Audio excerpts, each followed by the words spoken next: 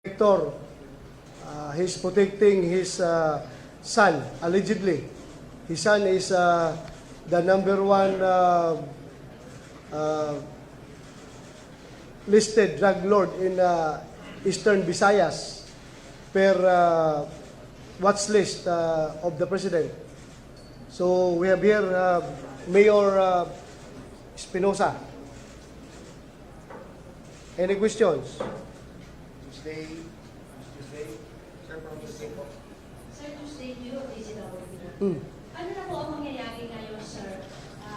Hawak niyo si Mayor Espinosa. Saan po niyo siya? Ito turnover? Ikukulong ba siya? O paano ang proseso ang mangyayari? Right now,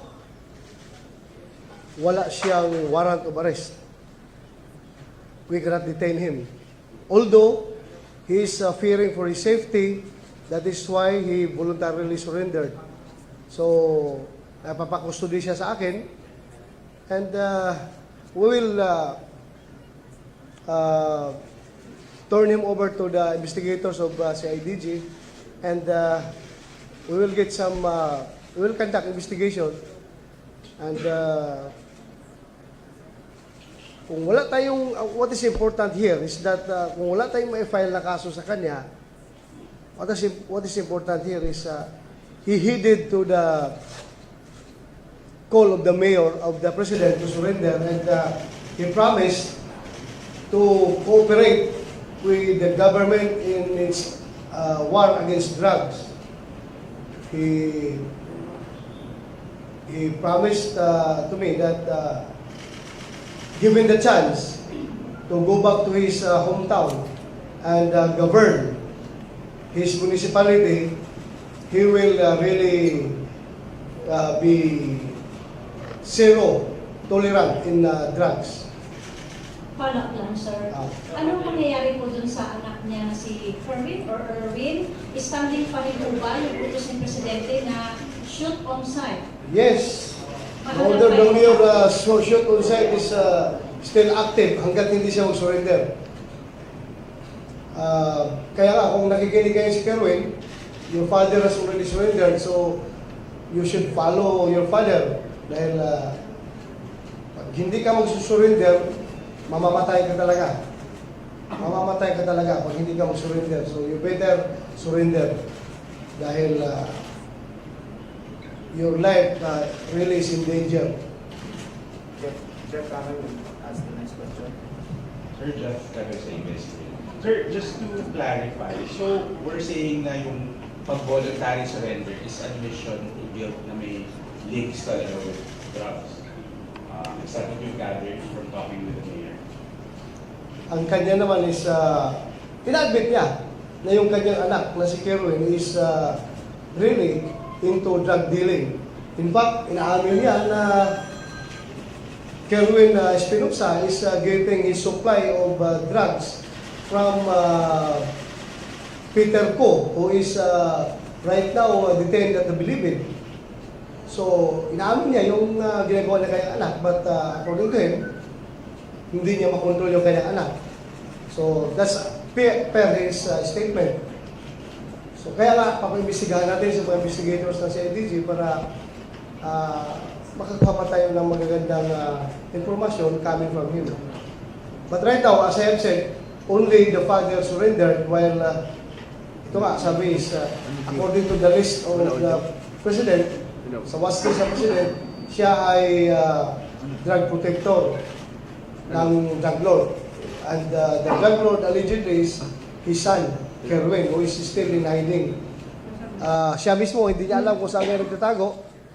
Hindi niya alam kung nasa abroad o dito lang sa Pilipinas. But cannot be contacted yung kanyang anak. At kung nandito lang siya sa Pilipinas, kung nakikinig ka ngayon, Kerwin, you better surrender or die. So next question, Sir, Mayor. follow-up question. Sir, yung shoot on-site order, paano po natin i-implement yun? Kung file na po ba tayo ng kaso, may kaso na po ba? Ano po yung proseso natin? Simple lang. Pag makita siya, arestuhin siya. Kung hindi siya manglaban, buhay siya.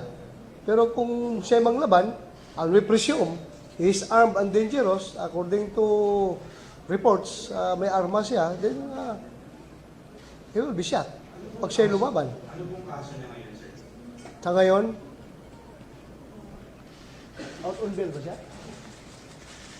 Yung kaso niya, pwede siya kaso. Ito yung kaso niya, ba't pwede sa una?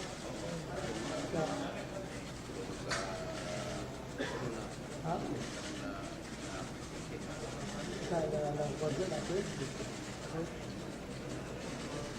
Right now, wala tayong pinahawakang kaso sa kanya, kay Kerwin.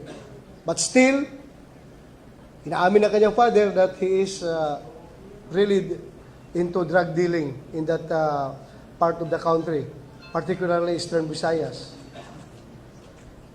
Sir, next question from Ah. Maria. Sir, wala bang legal gray areas yun, or are we considering it as an ongoing crime? That's why it's justified to... Ang panghawakan lang namin yan is alam namin na siya ay drug lord at pag siya ay pupuntahan ng pulis at siya ay lumaban, may armas, talagang mamamatay siya. Huwag siya lumaban para hindi siya mamatay. Sir, si Mayor, do you have plans of turning him as a witness, given that he's given information? Limited pa yung engagement namin na pag-usapan dahil yung nga, 4 o'clock na kami nagkita kanina dahil nga, pabalik-balik ako sa Malacanang kagabi. So, umaga na, 4 o'clock na siyang naghintay dito. So, hindi pa wala pa kayo masyadong napag-usapan.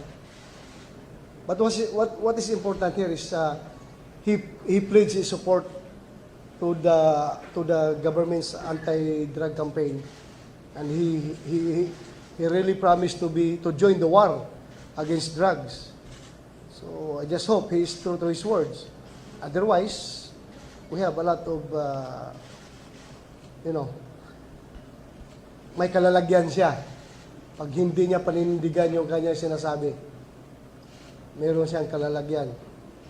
Sir, next question from Sam Radina. Sir, what is your information on the son? Is it true that he's out of the country?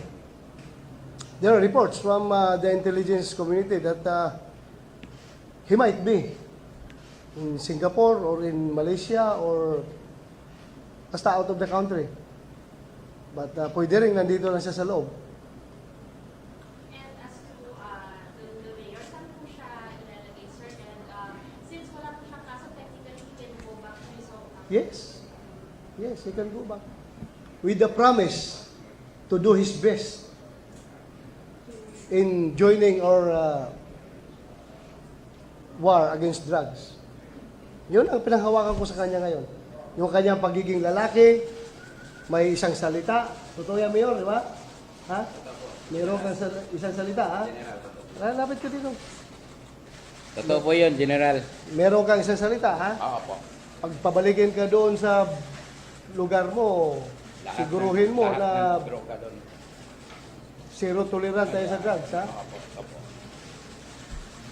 You heard him say na talagang magtatrabaho siya against drugs. Henry Abuelan.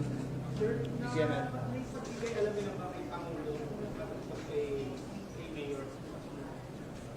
Alam na ni Presidente.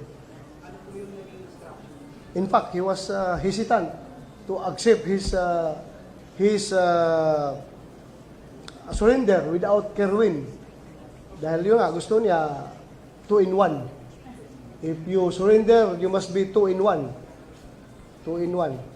Eh ngayon, 1-1 pa ito eh. Wala ko siyang sinabi kung anong gagawin kay Mayor. He told me that it's up to me. What will I do to the mayor?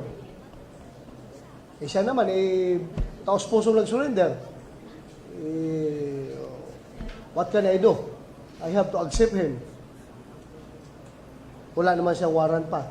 Wala siyang kaso.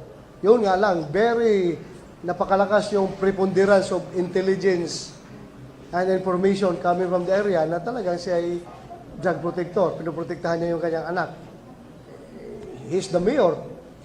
In fact, bago lang, lately lang, yung bagong itinaga natin doon na chief of police ay nahuli yung kanyang mga tauhan na may dalang mga drugs.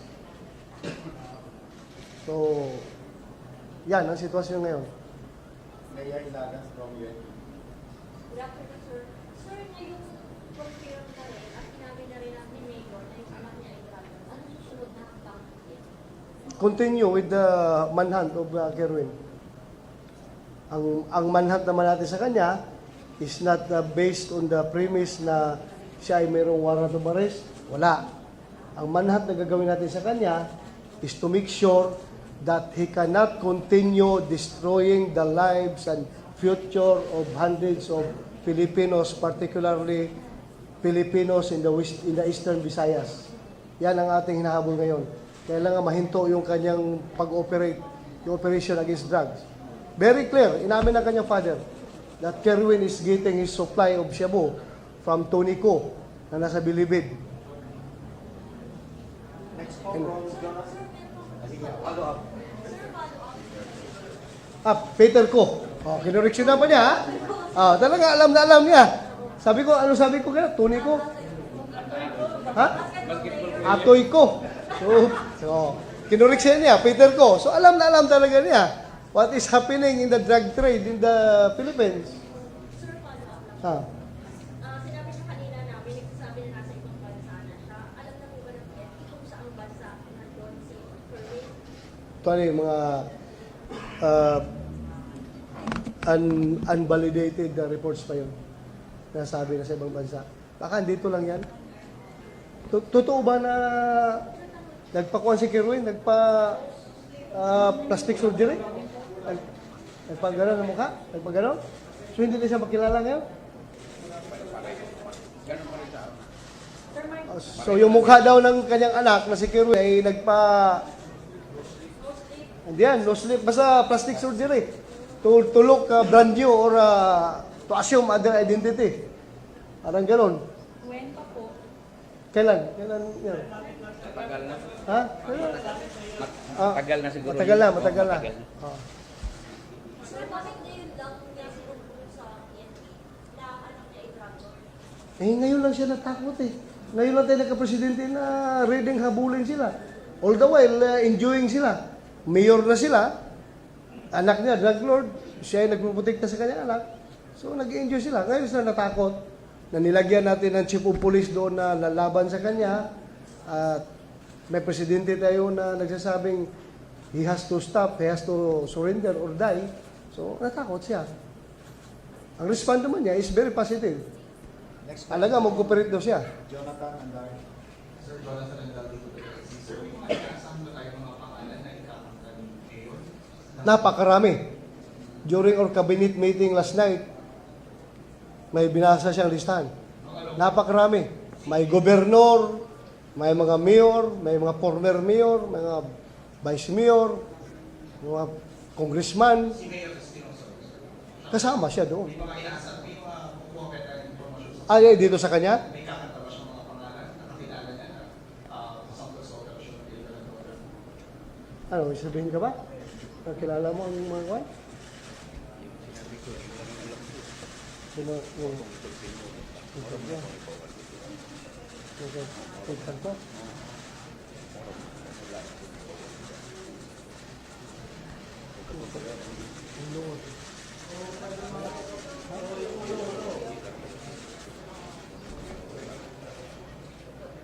Another, meron siyang isang significant revelation.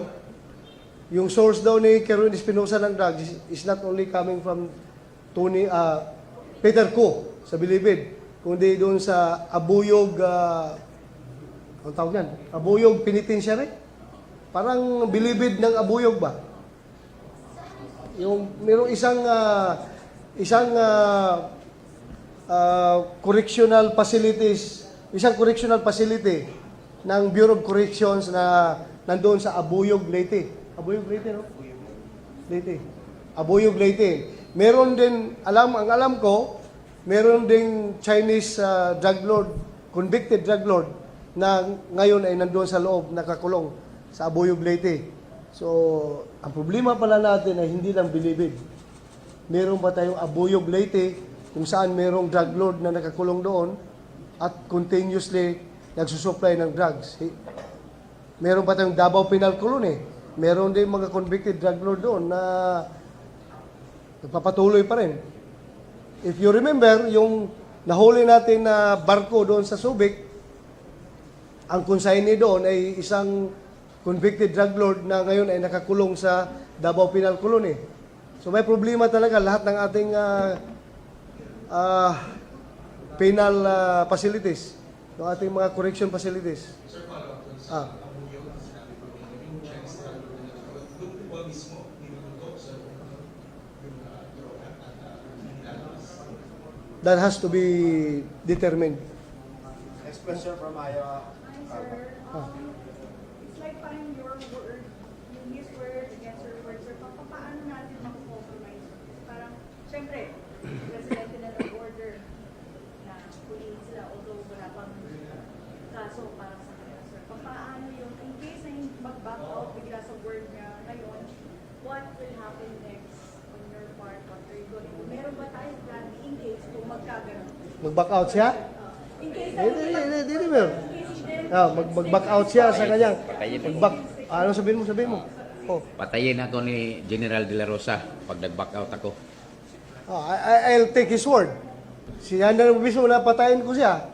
Patayin ko talaga siya pag siya niluloko niya ako.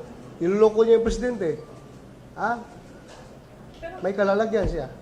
Sir, are you also willing to give whereabouts, like, kunyari, pakikin natin sa isang operation, yung anak niya, sir, 100%.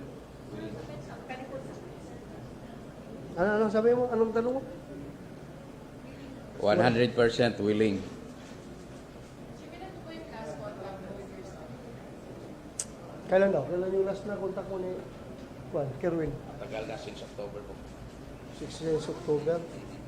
We have the next question. Wala na siya? Wala na. Adi, last May 7. May 7? May 7.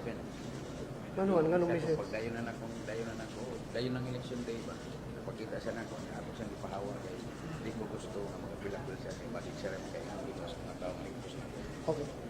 Franz Noguera, Tibay. Sige, Franz.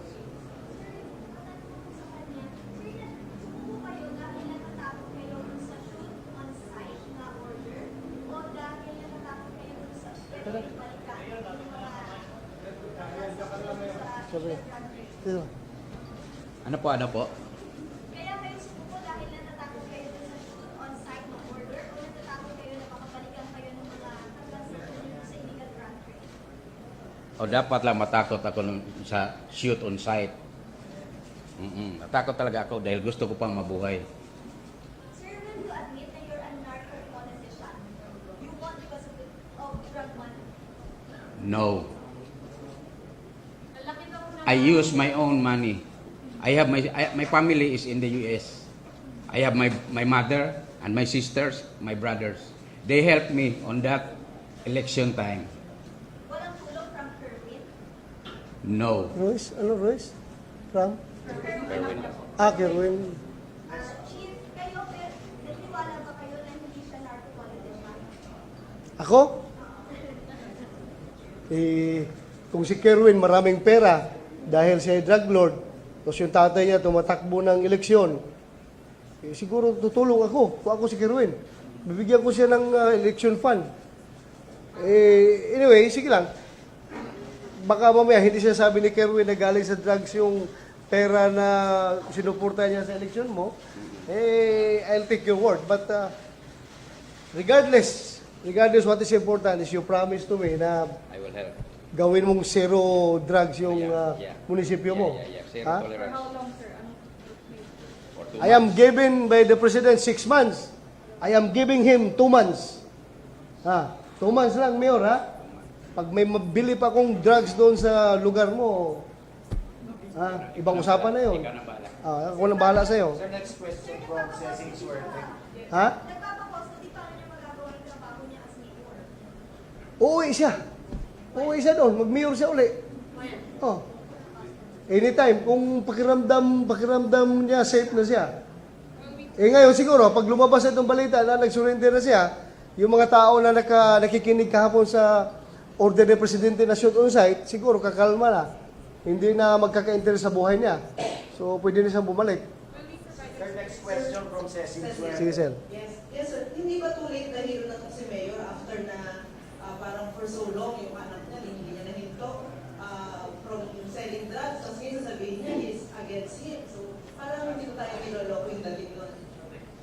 Whatever. Eh, ganun naman talaga. Lukuhan man yan ganyan. Pero ang akin lang ngayon is naniguro siya na gagawin niya ang magagawa niya para lang malinis yung lugar niya. Is Johnny come lately. Sir, di ba ang pangako natin dati, walang special treatment, especially sa mga mayors na supposed to be nagpuprotect. Hindi ba yung Wala talaga. special treatment? Kung hindi ito siya nag-surrender at may armas, papatayin ko talaga ito. Papatayin ko talaga pag may armas ito. Eh, nag-surrender eh. Paano? Mamaya sabihin naman ninyo na puro extrajudicial killing yung ginagawa natin. So sabi natin, di ba, yung lumaban, papatayin. Oo, pag lumaban. Papalabanin. Hindi lumaban. Eh, wala man siya panglaban. Anong panglaban nito? Hindi, talaga, honestly, he was waiting for me from, ano oras sa buntag? Alas 7? 7 o'clock in the morning hanggang 4 o'clock the following morning. Dahil hindi ko siya naharap. Talagang seryosuhan yung kanya pag-surrender. Although late na nga, although too late the hero, but still, what is important is, nagbago siya. Gusto niya magbago. Sigurado ka ba, Mayor, magbago ka? Ha? Magbabago daw siya. Kaya, tanggapin natin. Next follow-up. Oh. Paano yung pinork out yung kanyang surrender? Pumunta ba siya dito o pina-pick up muna siya from where sa mga police natin? Tapos Sinamahan siya ng isang abogado at saka isang piskal. Pumunta dito. Yan yung kahapon pa. Kahapon. Pero kanang umaga ko na lang sila naharap. Dahil nga, very busy ako. Kahapon pa ng umaga. Nandito na siya. Miss Janet Prado. Kay Mayor. Mayor. Sige, Mayor. Ano ka, Mayor? Mayor. Ano ka, Mayor? Mayor, good afternoon po. Good afternoon. Ako, kailan niyo po nalaman na involved yung anak niyo sa illegal drug trade? Medyo may katagalan na. Paano po? Years? Months? No, yung lalo na yung yung talaga pag-upo ni General Bato at saka ni President. Doon ko na talaga dahil yung programa ni General at saka ni President, iisa lang yung sa droga. Then I am willing to help of that problem. Naupo kasi, Mayor, parang, nasa 2 months pa lang. So, doon nyo lang nalaman. Ay, hindi. 1 month pa. 1 month pa lang kami. Hindi, matagal na. Alam nyo na involved siya. Oo, Opo. matagal na. Ano po ang nung nalaman nyo? Ano po yung initial reaction nyo? Alam namin being a father, mas syempre, nandun yung siguro pag-concentrate kung ano. Pero wala ba kayong binigay ng warning sa kanya? Siyempre, winarningan ko siya. Pero hindi ko kasi maano yung niya, yung he have their own decision. 'Di ba? Hindi ko siya pwedeng hawakan dahil malaki na siya at meron siyang kaniyang pag-iisip. So, Yun lang ito, po. Mayor. Prangka tayo. Kung ayaw mag-surrender ni Kerwin at siya lumaban, papatayin namin siya. Okay lang sa'yo? Okay. Ha? Okay. lang sa'yo, ha? Okay. Pag hindi siya mag-surrender, Opo. mamamatay siya, ha? Opo. Sige. Can we give a chance to answer that question? Sir, sabi nyo nagpa-facelift yung anak nyo. May provide nyo ba yung bagong mukha niya ngayon para makilala siya? Alam nyo ba yung bagong itsura ngayon ng anak nyo? Itong mukha ko parang ganito. Kita nyo? Bata. Halos magkatulad. Anak ko kasi yun eh. Kasi nagpa-facelift. Facelift din ako. Kita nyo? Nag-facelift ka rin pala? Oh. Ha? Saan? Biki Bilog? Bago pala po. Ha? Dahil pagka-mayor ko, kailangan po kita yung konti. Talo ako. Thank you. Risha and then Gary and then Aaron. Ano? Sige po. From CNN po. Sir Risha.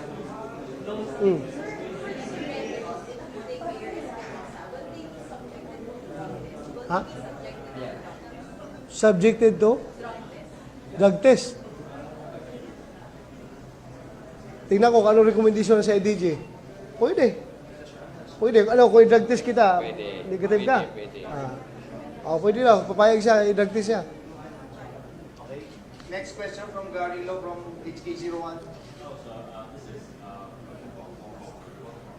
And I would like to know about the Philippine police, the recent month anti-drugs operation. And in recent months, there are hundreds of the suspects or drug dealers or drug users that have been killed by the police. And how will you assure that all the suspects are guilty? And also, how do you ensure that the police didn't abuse their power? So how do you ensure that? Unless proven otherwise, I presume that all the police operations conducted by my men are all in the performance, are all in the regularity of the performance of their duties. Regularity in the performance of their duties.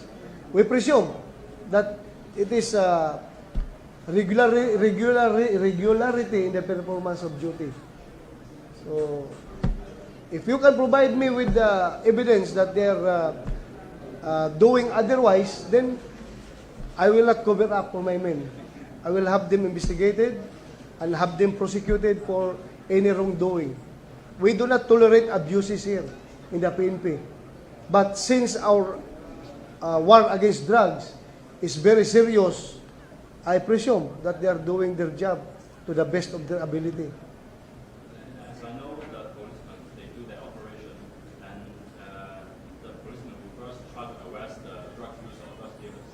Yeah. So if the drug user try to exchange fire with the policemen then will decide to take shot. So is it true that the policeman will not first try to kill the suspect at first? Yeah, it is very true. We are not allowed to kill a person who is not trying to kill us. Unless our lives are in danger, we have to fight. But if a suspect or the drug pusher is armed and dangerous, whenever he's armed, then he is not surrendering peacefully, will try to draw his firearm, will shoot right away. So by far the operation, how does it go and the result of the decrease of the drug crime rate? Do you have any concept or any figures about that? The crime rate? Yeah, the decrease. Yeah, it really decreased significantly. Our index crimes like crimes against properties and crimes against persons really decreased a lot. Very big decrease, very significant decrease. One last question. Okay. It's about the past few weeks. There are a few Hong Kong people arrested on the floating ship in Subic Way.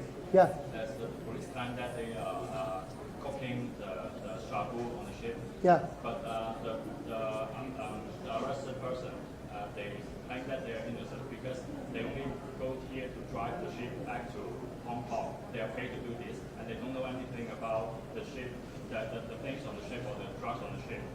So how the investigation goes right now? I don't care what they say. I don't care what they say. They present their evidence in court. The case is already filed in court. You know, if a Filipino commits a crime in your place in Hong Kong, you kill them right away, right? But here, your Hong Kong citizens, we just arrest them and file case. But in your place, I don't know. What will you do with the people committing drug crimes in Hong Kong? Your law is very strict, right? But here, we are giving them fair chance to present themselves in court. Sir, last Is there a question. possibility to redo the investigation if the Department of Justice give back the case for reinvestigation?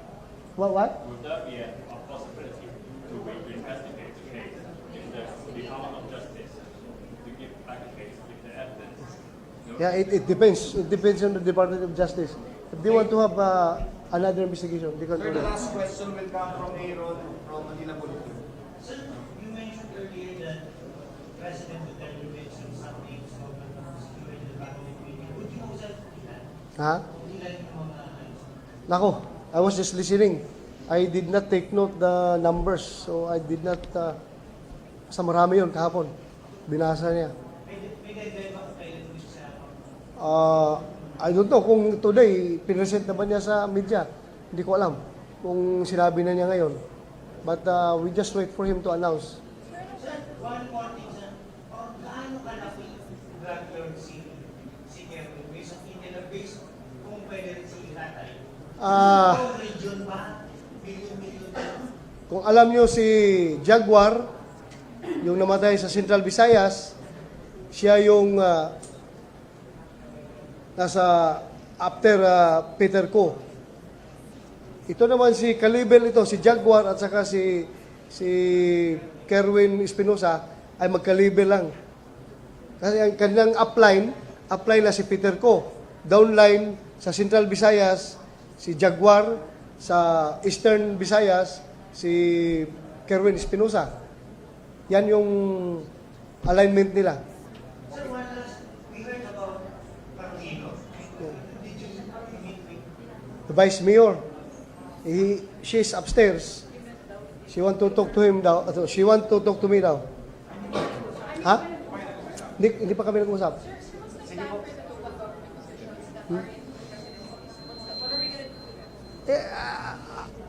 Right now, hello. Right now, we are informed na maraming drug lord dito sa Luzon, Visayas, at saka ibang parts sa Mindanao na ngayon ay nandoon ngayon sa Marawi nagtatago sa Lanao Sur. They may be seeking safe haven, safe refuge doon sa mga lugar na yon. Kung sila ngayon ay kinukup-kup ng mga armado doon sa lugar na yon, then maghintay lang kayo at we will request the Philippine Air Force to bomb your location. Andon sila ngayon, yung mga drug lords na if you cannot account these drug lords identified here in Manila, in other parts of Luzon and Visayas, nandun daw ngayon nagtatago sa Marawi. Sir, isa pa lang si Mayor na pangalanan, 5 months na lang, nakisang buwan na kayo.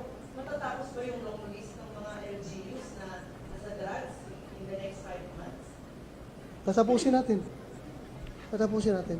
Sir, reaction lang may malaki daw ebidensya sa generals na nasuwar sila ng in connection with drugs. Sir, reaction lang. I cannot comment on that because Napolcom is the one investigating.